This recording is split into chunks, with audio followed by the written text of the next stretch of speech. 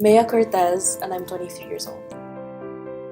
In 2009, I was on my way to school with my little sister, and along the road near C5, five men entered our car, and at first we thought it was just a police checkpoint, so I told my driver to stop.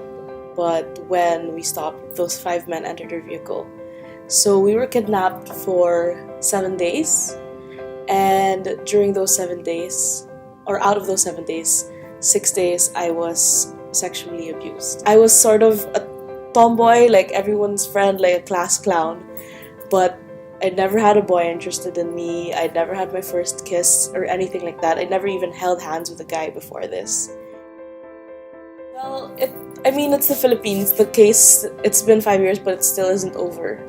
So there's a lot of tactics there. But yeah, we tried to file a case because with this gang, I think, the police, they know which gangs they are and stuff.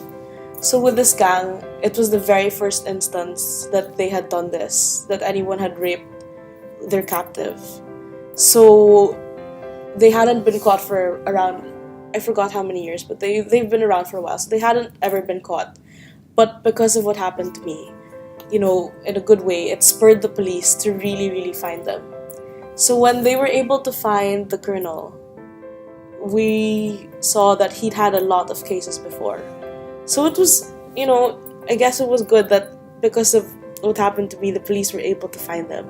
They really tracked them down, and we were able to make a case. I think it was less than a year before they caught them.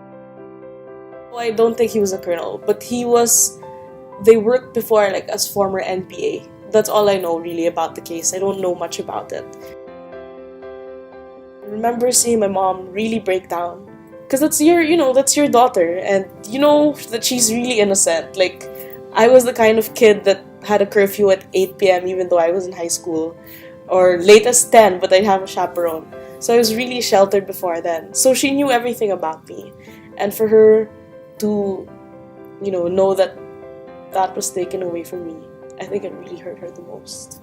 My family comes from a slightly conservative Catholic family. We're not exactly conservative, but the type of family that, people will talk about you. We're in a very close-knit community.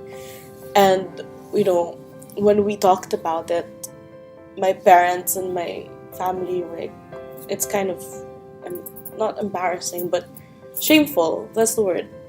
And I said, but what if I want to talk to people about it? And they said, forget it, put it under the rug. That's the exact statement that one of them said.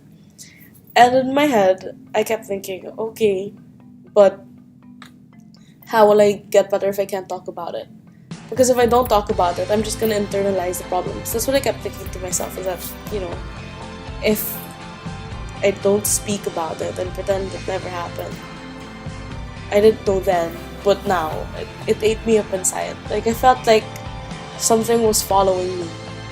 And the reason why I did No Shame campaign is I started slowly getting better, I guess, over time, because I started opening up more to people. I came back home, I didn't finish college. I came back home. I threw myself into work. I started going to therapy. And when I went to therapy, I realized telling people really, really helps you. And it might not be the way that other people deal with it. Maybe they're the type of people who don't want to talk about it. But I know that there's a lot of people like me who need to have their problems voiced out, just so that it makes it real for them to confront.